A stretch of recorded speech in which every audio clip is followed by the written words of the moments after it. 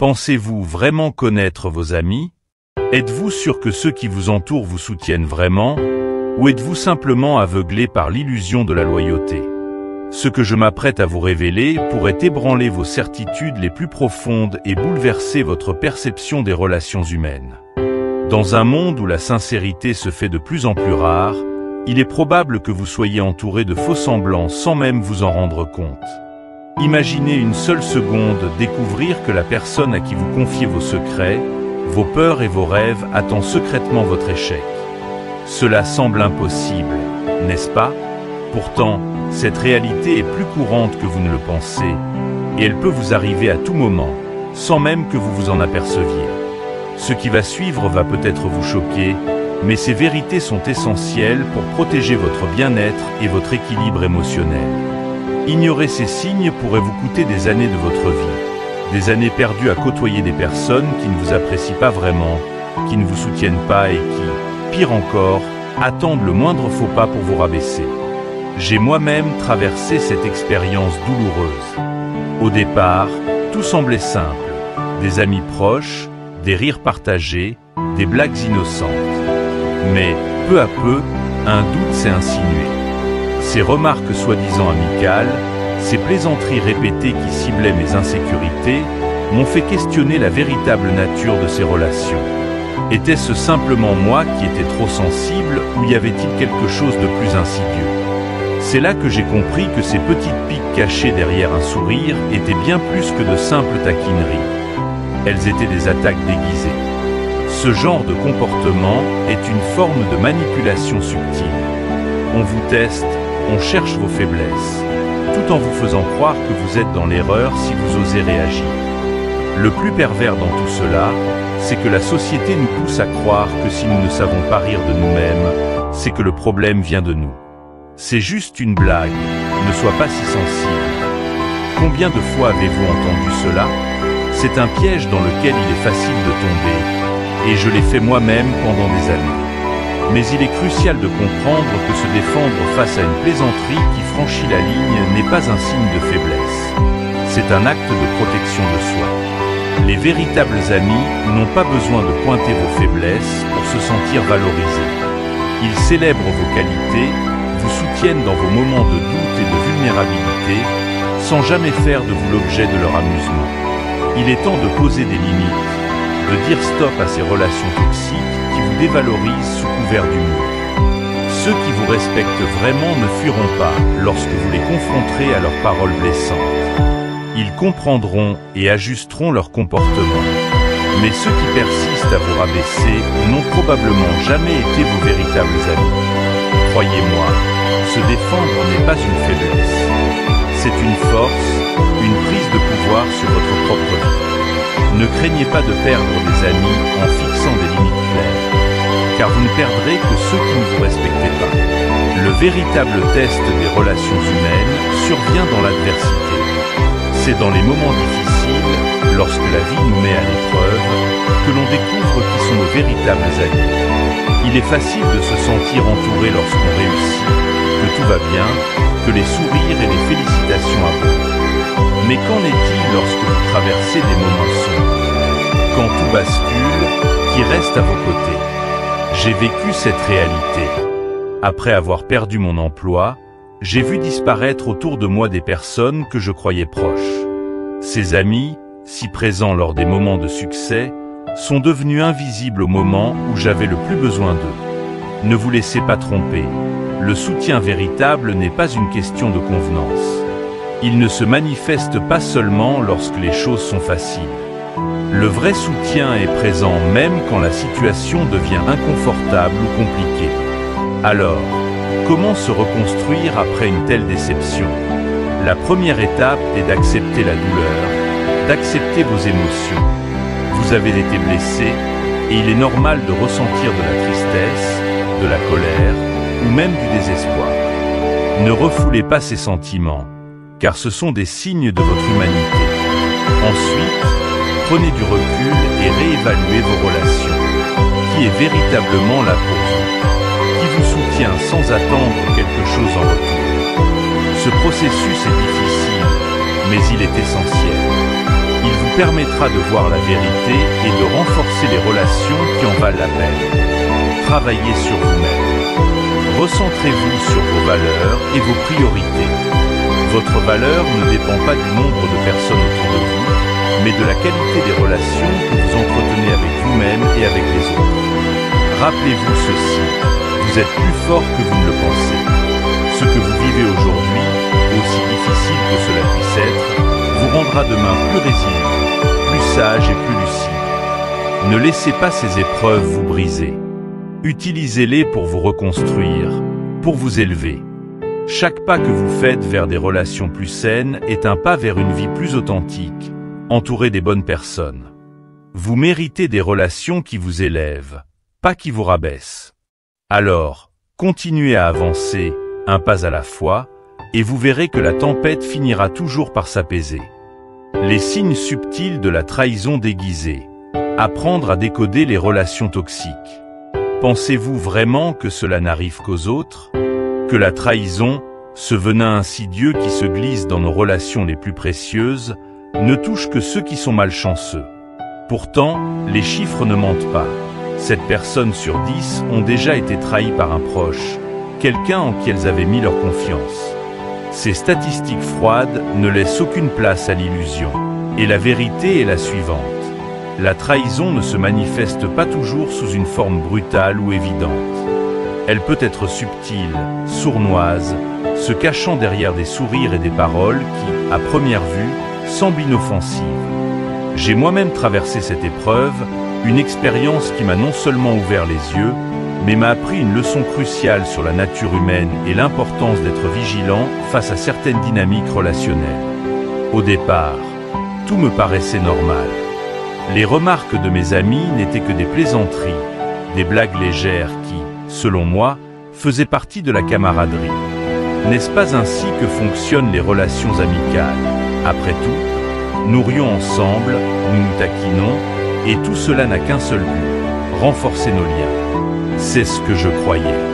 Cependant, avec le temps, un doute s'est progressivement installé en moi, un doute qui s'est transformé en certitude à mesure que les blagues devenaient de plus en plus ciblées, de plus en plus personnelles. Ce n'étaient plus simplement des taquineries innocentes, mais des attaques déguisées, des pics subtils visant directement mes insécurités, mes vulnérabilités. L'humour comme arme, quand les blagues franchissent la ligne. Comprenez ceci, l'humour peut être un outil puissant, à la fois pour rapprocher les gens, mais aussi pour les éloigner et les blesser. Les plaisanteries, lorsqu'elles sont sincères et bienveillantes, sont un ciment social. Elles créent une complicité, un espace de légèreté où chacun peut se sentir à l'aise. Mais lorsque cet humour franchit une ligne invisible, lorsqu'il devient un moyen de tester vos limites ou de vous rabaisser subtilement, il cesse d'être une plaisanterie. Il devient une attaque, une agression qui ne dit pas son nom. Prenons un exemple concret que beaucoup d'entre vous ont probablement déjà vécu. Imaginez que vous êtes avec des amis et que l'un d'eux fait une blague sur un aspect de votre apparence, de votre personnalité ou de vos échecs passés. Tout le monde rit, y compris vous, parce que, dans ce contexte social, il semble plus facile de rire avec eux que de remettre en question la situation. Mais à l'intérieur, cette remarque vous pique, elle réveille quelque chose en vous. Ce n'est peut-être pas la première fois que ce genre de blague est fait, et cela commence à vous affecter. Alors, est-ce vous qui êtes trop sensible? Ou y a-t-il quelque chose de plus insidieux à l'œuvre? La première étape pour comprendre ces signes de trahison déguisée est d'être attentif à ce sentiment de malaise qui naît en vous après de telles remarques. Votre intuition est un puissant indicateur. Si une blague vous laisse un goût amer, ce n'est pas sans raison. Ces petites piques répétées peuvent sembler innocentes, mais elles sont en réalité des micro-agressions, des manières déguisées de vous rabaisser, de vous maintenir dans une position d'infériorité sous couvert d'humour. La manipulation par l'humour, le test des limites. Pourquoi certaines personnes utilisent-elles l'humour pour attaquer les autres? Il s'agit souvent d'une forme subtile de manipulation. Les personnes qui se comportent ainsi testent vos limites. Elles veulent savoir jusqu'où elles peuvent aller sans provoquer de réaction. Elles poussent petit à petit pour voir si vous allez vous défendre ou si vous allez accepter leurs remarques sans broncher. Si vous ne dites rien, elles considèrent cela comme un feu vert pour continuer, voire pour intensifier leurs attaques. Dans le stoïcisme, l'un des principes fondamentaux est la maîtrise de soi et l'importance de rester en accord avec ses propres valeurs, quelles que soient les circonstances. Si quelqu'un cherche à vous déstabiliser par ses paroles, il est crucial de ne pas lui donner ce pouvoir. Vous avez le contrôle de votre réaction et poser des limites est un acte de force, pas de faiblesse. Ce n'est pas à vous de tolérer un comportement toxique sous prétexte de préserver la paix sociale. Au contraire, c'est en posant des limites claires que vous préservez votre intégrité et votre respect de vous-même. L'importance de poser des limites. Nous vivons dans une société où l'on valorise souvent la capacité à rire de soi-même. On nous répète que si nous ne savons pas accepter une blague, c'est que nous sommes trop sensibles ou trop susceptibles. Mais il est crucial de comprendre que cette pression sociale peut être utilisée comme une arme pour normaliser des comportements toxiques. Se défendre face à une plaisanterie qui franchit la ligne n'est pas une preuve de faiblesse ou d'insécurité. C'est un acte de préservation de soi. Prenons un autre exemple. Au travail, un collègue fait régulièrement des blagues sur vos performances. Il s'amuse à souligner vos erreurs en public en prétendant que c'est pour détendre l'atmosphère. Vous pourriez être tenté de rire avec lui pour éviter d'être perçu comme quelqu'un qui ne sait pas prendre les choses à la légère. Mais si ces remarques vous affectent profondément, si elles commencent à éroder votre confiance en vous, alors il est temps d'intervenir. Poser une limite peut être aussi simple que de dire « Je comprends que tu veux plaisanter, mais cela ne me fait pas rire ». Cette simple phrase peut désamorcer la situation et forcer l'autre à réfléchir à l'impact de ses paroles. Les conséquences des relations toxiques. Ignorer ces signes de trahison déguisés peut avoir des conséquences profondes sur votre bien-être. Ce type de relation, basée sur la manipulation et l'irrespect, peut érosionner votre confiance sans vous avec le temps. Vous commencez à vous poser des questions sur votre propre valeur, à douter de vos capacités, et cela peut affecter non seulement votre santé mentale, mais aussi votre capacité à avancer dans la vie. Les relations toxiques sont comme des poisons qui se diffusent lentement.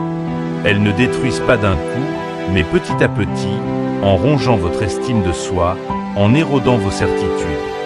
Vous vous retrouvez à marcher sur des œufs, à anticiper les moqueries, à adapter votre comportement pour éviter de donner des munitions à ces pseudo-amis. Mais cela ne fait que vous enfermer davantage dans un cercle vicieux, car plus vous vous adaptez, plus ces personnes se sentent en droit de continuer. Se libérer et retrouver son pouvoir.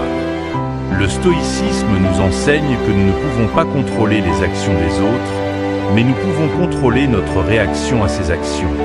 Lorsque vous êtes confronté à des personnes qui cherchent à vous rabaisser, vous avez deux options, accepter et subir, ou prendre votre pouvoir en main.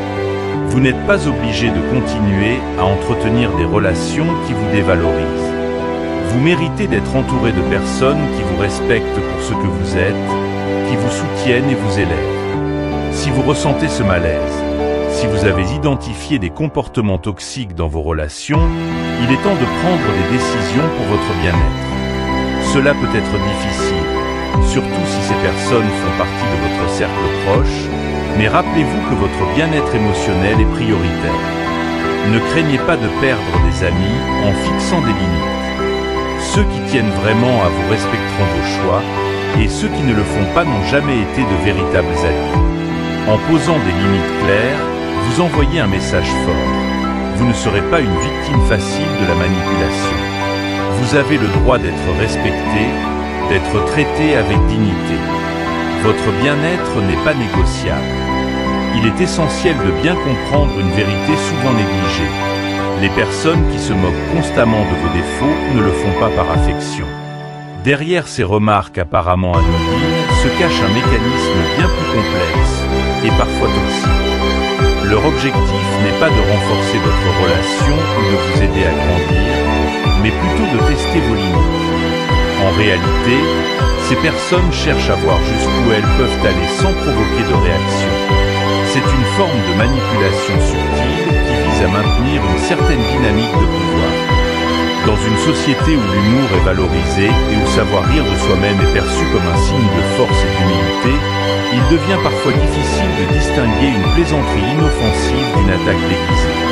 La pression sociale nous pousse souvent à accepter des remarques blessantes sous prétexte que ce n'est qu'une blague.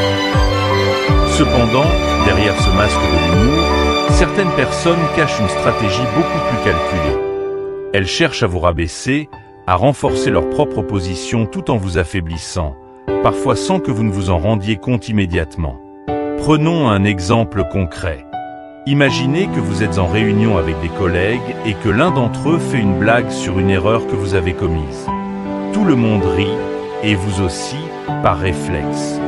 Après tout, c'est plus facile de rire avec eux que de vous opposer et risquer de paraître susceptible.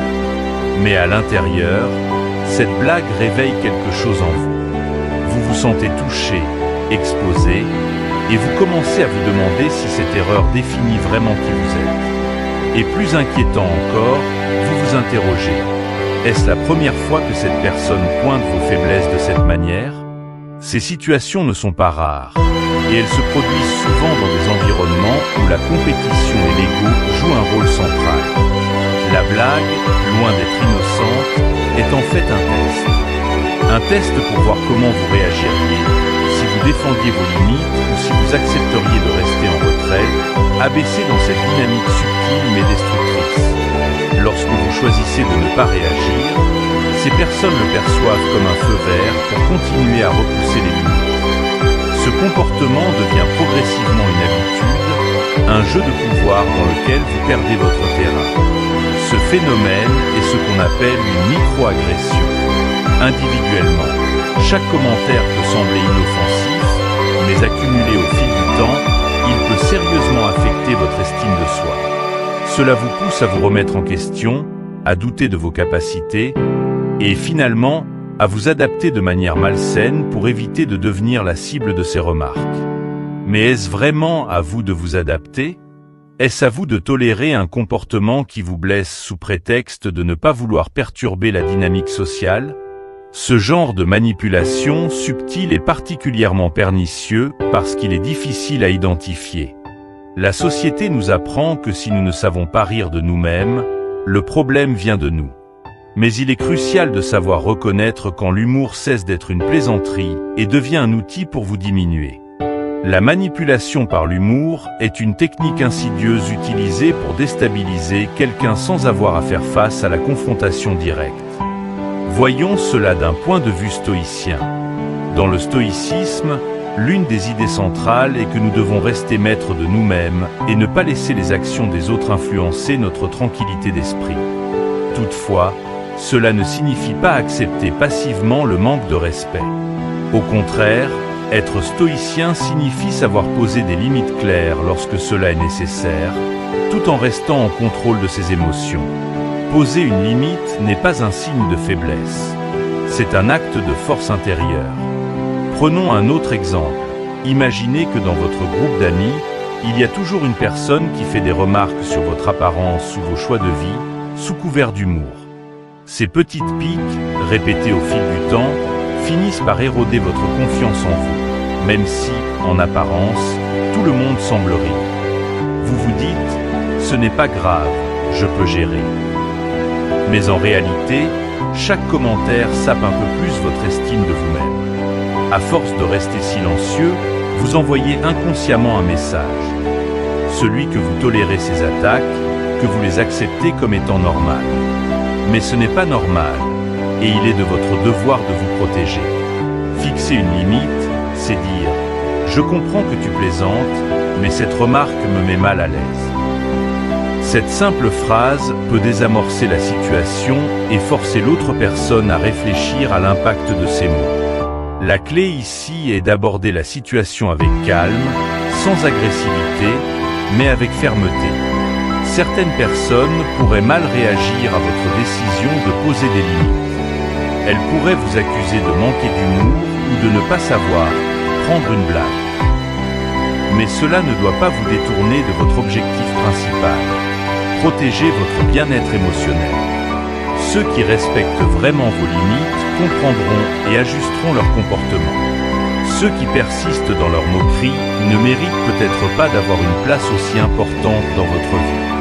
Il est également important de comprendre que le manque de réaction face à ce genre de manipulation n'a rien de bénéfique. Ne pas réagir, c'est laisser les autres définir la manière dont ils vous traiteront. Au contraire, en fixant des limites claires, vous envoyez un message fort. Vous méritez le respect et vous ne tolérerez pas le contraire. Ignorer ces signes peut avoir des conséquences profondes sur votre santé mentale. Les relations où l'humour sert de masque à des comportements toxiques finissent par éroder votre estime de vous-même. Petit à petit, ces remarques vous plongent dans un doute constant, un manque de confiance en vous qui peut vous affecter dans d'autres domaines de votre vie. Le stoïcisme nous enseigne que nous ne pouvons pas contrôler les actions des autres, mais nous avons un contrôle total sur la manière dont nous choisissons de réagir. Si vous vous trouvez face à une personne qui utilise l'humour pour vous rabaisser, vous avez deux options, accepter et subir, ou choisir de prendre votre pouvoir en main en posant des limites. Le choix est toujours entre vos mains. Finalement, il est crucial de comprendre que se défendre face à ce type de comportement n'est pas une preuve de faiblesse. C'est un acte de respect envers soi-même. Vous méritez d'être entouré de personnes qui vous valorisent pour ce que vous êtes, qui vous élèvent plutôt que de vous abaisser. C'est en fixant des limites que vous définissez les conditions d'un respect mutuel et que vous vous assurez de construire des relations basées sur la confiance, le soutien et la bienveillance. Poser des limites pour se protéger, un acte de courage et de respect de soi. Se défendre face à des plaisanteries déplacées ou des remarques blessantes n'est pas seulement acceptable, c'est absolument crucial pour votre bien-être. C'est un acte de protection, non seulement de votre santé mentale, mais aussi de votre dignité. Vous méritez d'être entouré de personnes qui vous valorisent, qui reconnaissent vos qualités et vous soutiennent dans vos moments de vulnérabilité. Malheureusement, certaines personnes, qu'elles soient conscientes ou non de leur comportement, cherchent à rabaisser les autres pour un rire facile, souvent sous couvert d'humour. Ce n'est qu'une blague, ne sois pas si sensible. Combien de fois avez-vous entendu cette phrase? Derrière cette phrase en apparence anodine, se cache un piège subtil.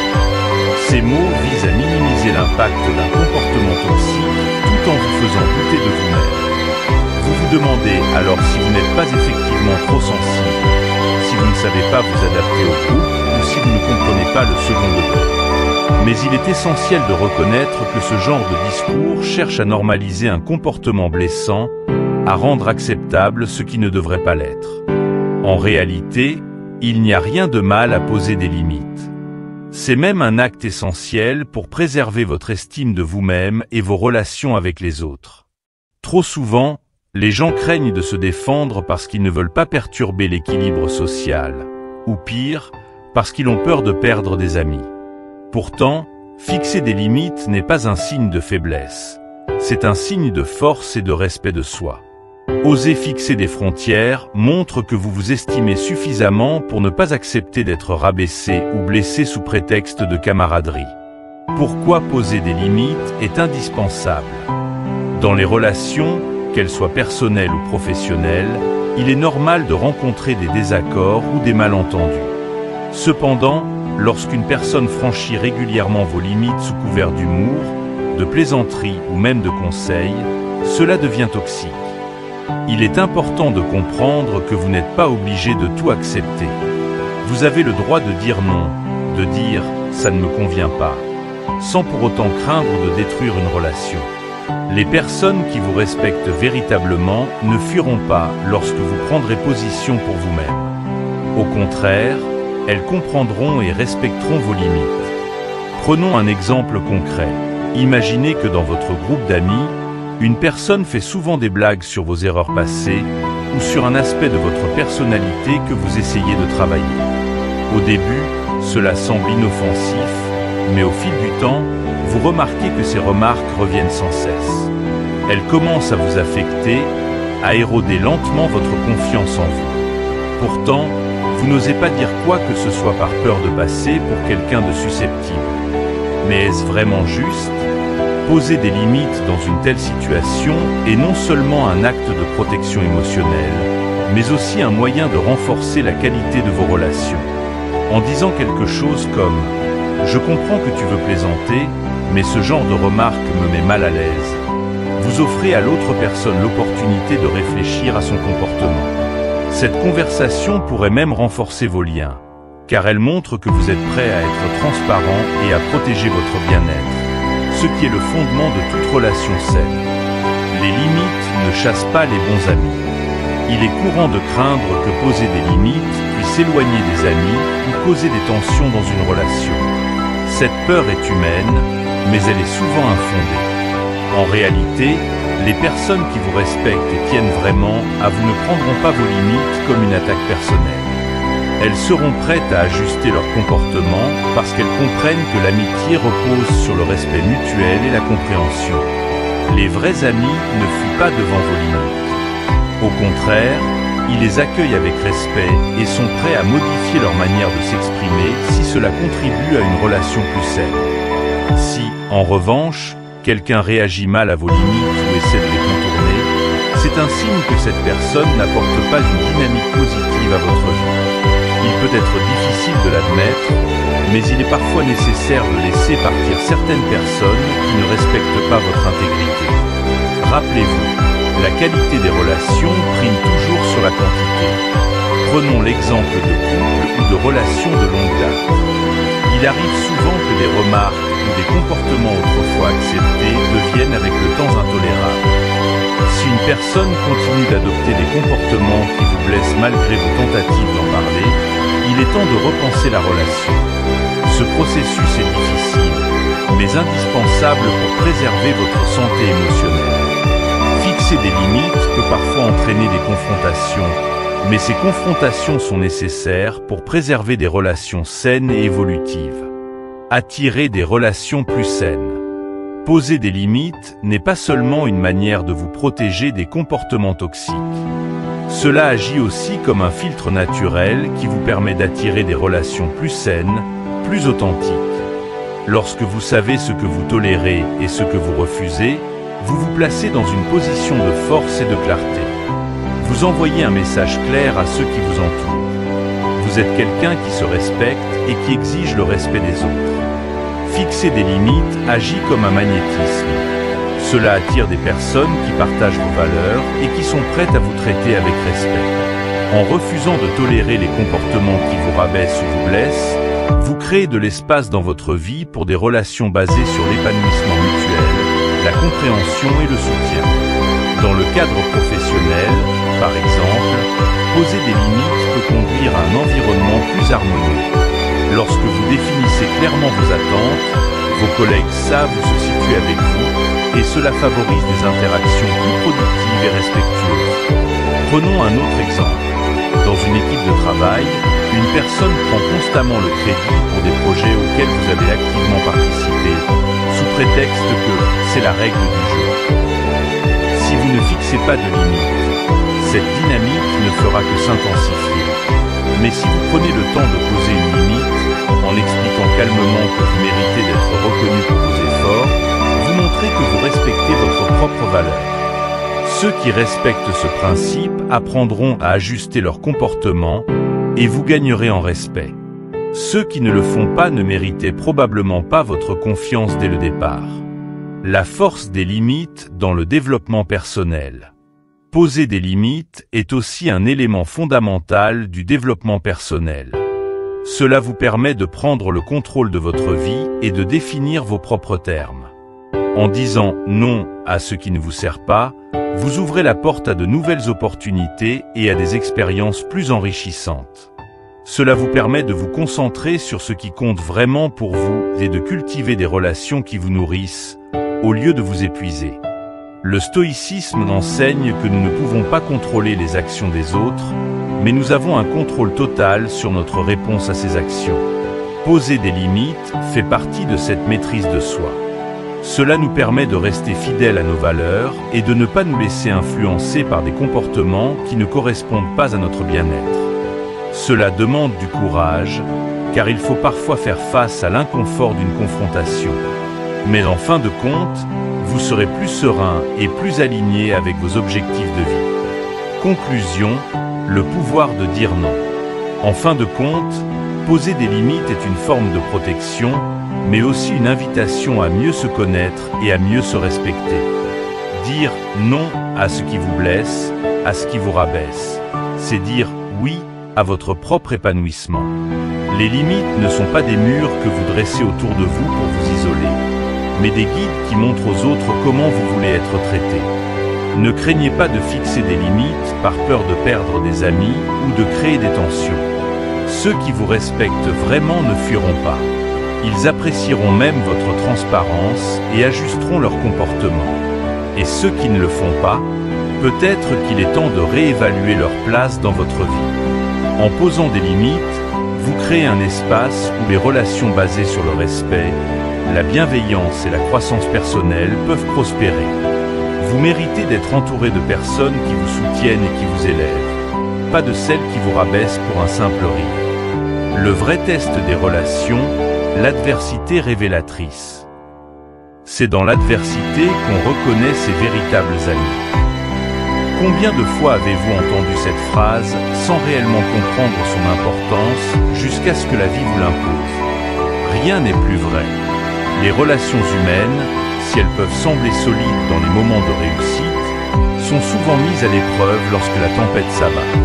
Il est facile d'être entouré quand tout va bien, lorsque vous réussissez, lorsque vous brillez. Les gens aiment être proches de ceux qui semblent intouchables, de ceux dont la réussite éclatante attire l'admiration. Mais quand les choses se compliquent, quand l'échec frappe à votre porte, ou quand vous traversez une période de doute et de vulnérabilité, c'est là que les masques tombent. Où sont ces amis dans ces moments d'épreuve? Le véritable test des relations ne se déroule pas lorsque tout est parfait, mais dans l'adversité. La réussite attire, mais c'est la difficulté qui révèle la profondeur des liens. Vous l'avez peut-être vous-même déjà constaté. Personnellement, lorsque j'ai traversé une période difficile, j'ai vu des personnes que je considérais comme des piliers dans ma vie disparaître comme des ombres. Les messages restaient sans réponse, les appels sans retour, et soudain, ceux qui me semblaient si proches se sont éloignés sans la moindre explication. C'est une expérience douloureuse, mais ô combien éclairante. C'est dans ces moments, ces creux de la vague, que l'on découvre qui sont vraiment les personnes sur qui l'on peut compter. Pourquoi l'adversité est-elle un révélateur? Mais pourquoi l'adversité agit-elle comme un révélateur aussi puissant? Lorsque vous traversez une épreuve, que ce soit un échec professionnel, une perte personnelle ou une crise émotionnelle, vos besoins changent.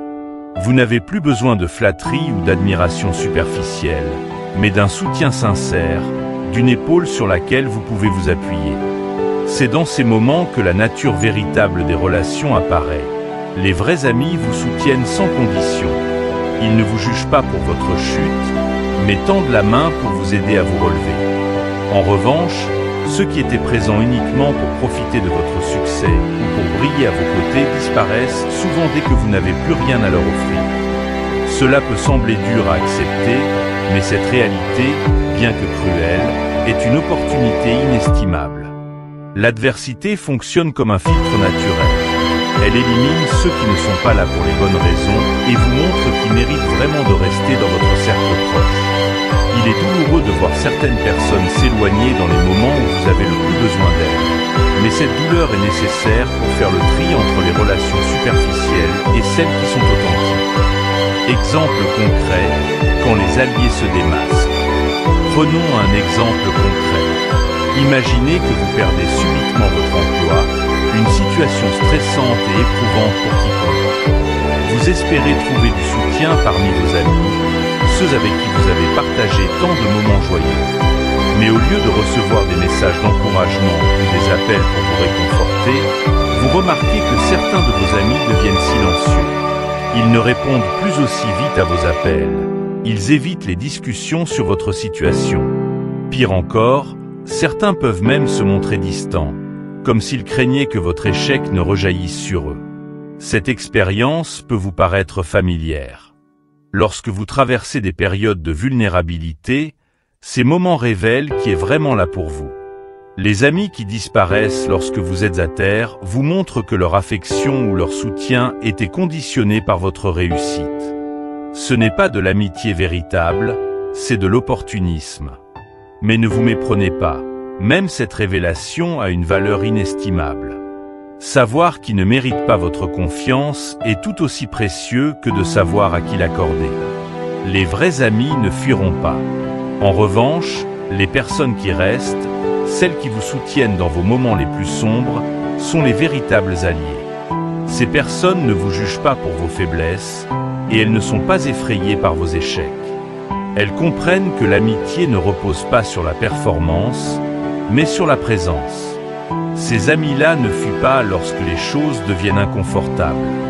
Ils sont là, à vos côtés, même quand vous n'avez rien à leur offrir d'autre que votre vulnérabilité. Prenons l'exemple d'un couple qui traverse une période de difficultés financières.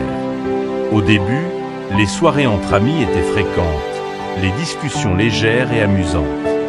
Mais au fil du temps, avec l'apparition de tensions liées à la situation financière, beaucoup d'amis du couple se sont éloignés. Ils n'étaient plus aussi présents qu'auparavant.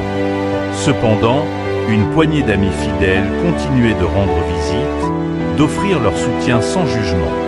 Ce sont ces amis-là qui méritent d'être célébrés, car ils prouvent leur véritable valeur dans ces moments d'épreuve. La réévaluation des relations a un processus nécessaire. Ce qui est important à retenir, c'est que l'adversité ne fait pas que révéler les failles dans certaines relations. Elle vous donne aussi la possibilité de réévaluer la manière dont vous investissez votre temps, votre énergie et vos émotions dans vos relations. Une fois que vous avez identifié qui sont les personnes qui disparaissent lorsque vous avez le plus besoin d'elles, vous pouvez commencer à réorienter vos efforts vers ceux qui méritent vraiment de faire partie de votre vie. Ce processus de réévaluation est un acte de développement personnel en lui-même. Il vous permet de prendre du recul et de comprendre que toutes les relations ne sont pas égales. Il est normal d'avoir différentes relations pour différentes raisons, mais il est essentiel de savoir qui mérite votre confiance et votre attention. Ceux qui ne sont pas capables de vous soutenir lorsque vous traversez des moments difficiles ne devraient pas avoir une place centrale dans votre vie. Ils ne font que prendre de l'espace que vous pourriez allouer à des personnes qui partagent vos valeurs et qui vous élèvent.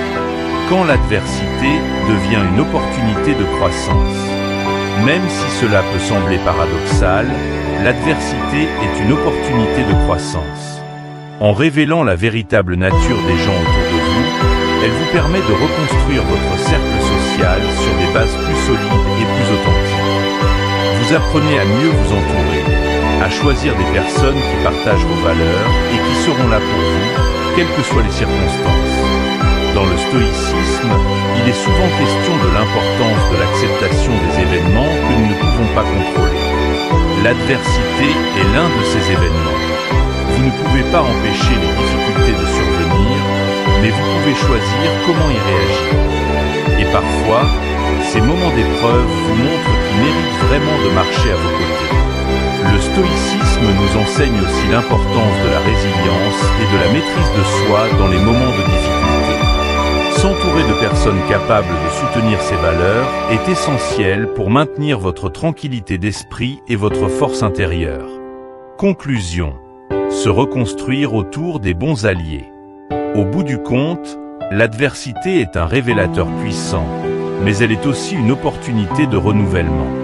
Elle vous aide à comprendre quelles relations sont superficielles et lesquelles sont authentiques.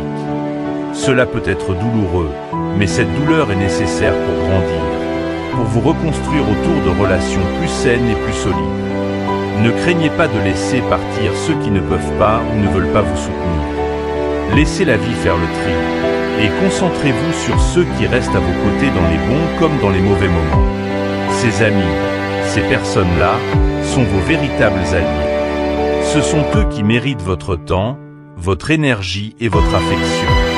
La force de l'acceptation et de la reconstruction, renaître après la déception. Après avoir traversé une période de déception, en particulier dans le domaine des relations humaines, question fondamentale se pose. Comment se reconstruire?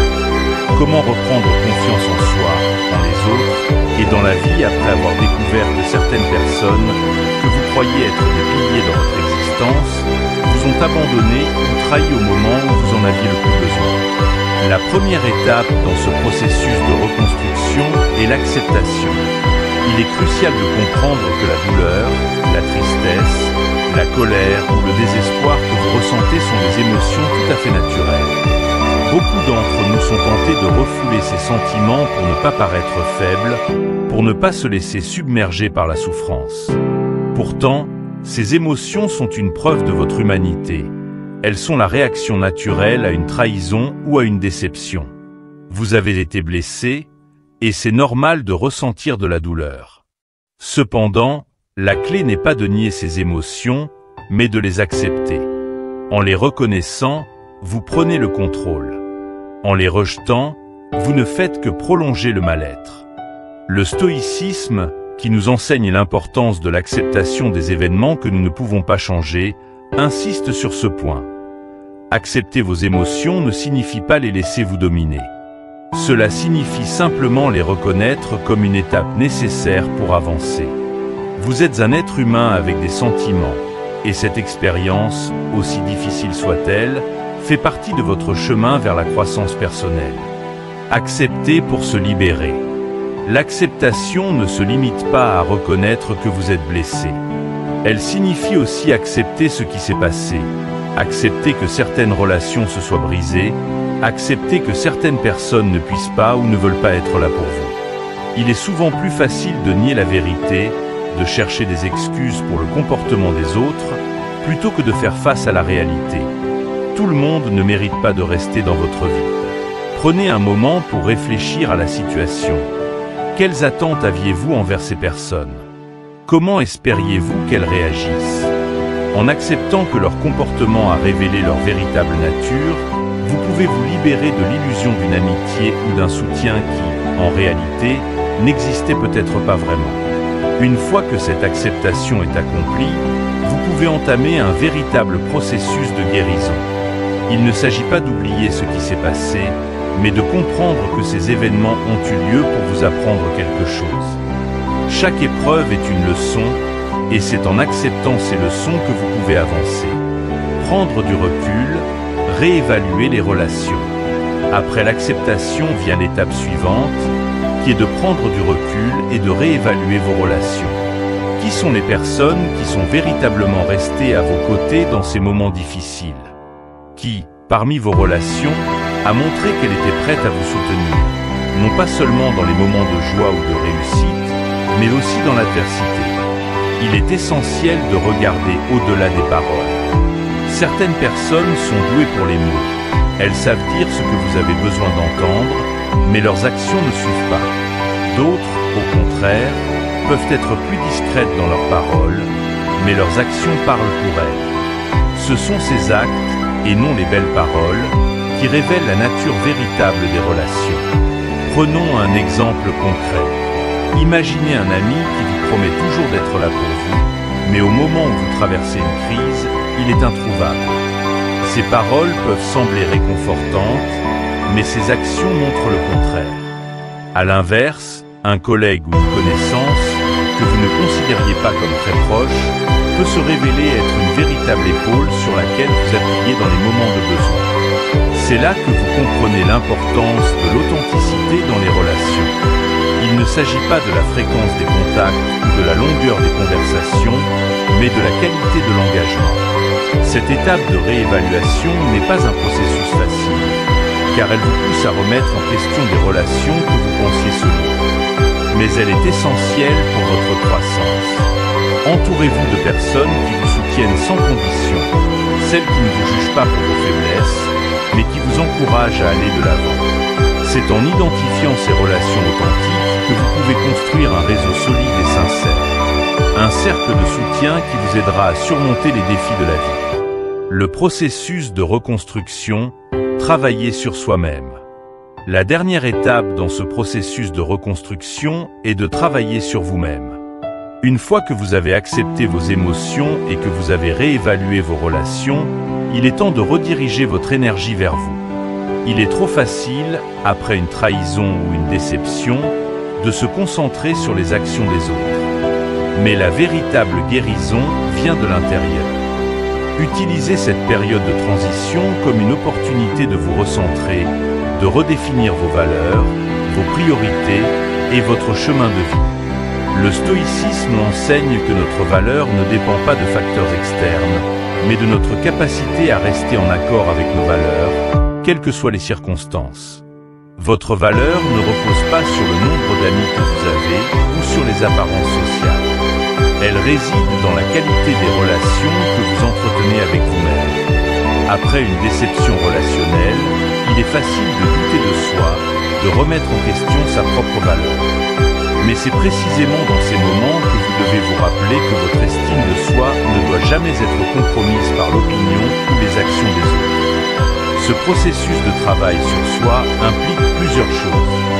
D'abord, c'est une période pour reconnecter avec vos passions et vos intérêts personnels. Que ce soit à travers le sport, la lecture, l'art ou tout autre hobby qui vous apporte de la joie, cette période est idéale pour nourrir votre âme et redécouvrir ce qui vous fait vibrer. Cela vous permet non seulement de retrouver votre énergie, mais aussi de renforcer votre indépendance émotionnelle. Ensuite, prenez le temps de redéfinir vos valeurs et vos priorités. Qu'est-ce qui est vraiment important pour vous? Quelles sont les qualités que vous recherchez chez les autres? En vous posant ces questions, vous clarifiez vos attentes et vous renforcez vos propres convictions. Cela vous permet de faire des choix plus éclairés à l'avenir, que ce soit en amitié, en amour ou même dans le cadre professionnel. Enfin, ce processus de reconstruction implique aussi de prendre soin de votre bien-être émotionnel et physique. La déception peut laisser des traces profondes et il est crucial de ne pas négliger cet aspect. Que ce soit par le biais de la méditation, de la thérapie ou simplement en vous entourant de personnes bienveillantes, il est essentiel de prendre soin de vous pendant cette période de transition. La force de la résilience. Au bout du compte, cette période de reconstruction vous montre la puissance de la résilience.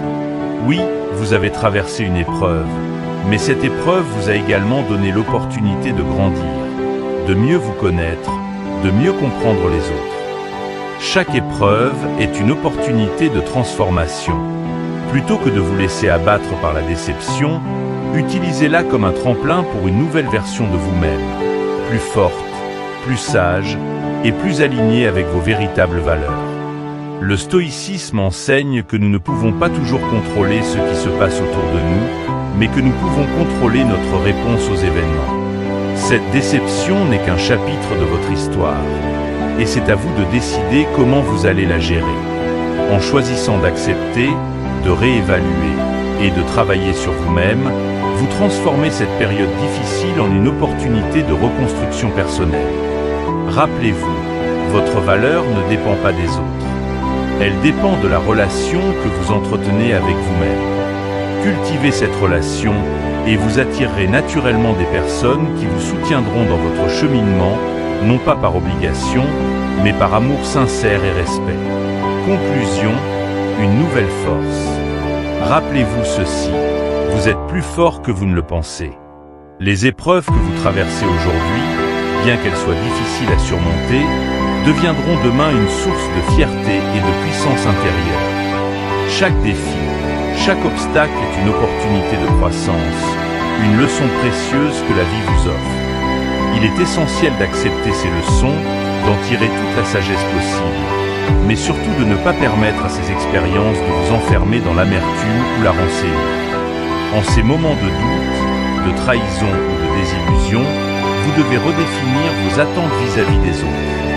Sachez que vous méritez des relations authentiques, des liens fondés sur le respect, la bienveillance et la compréhension mutuelle.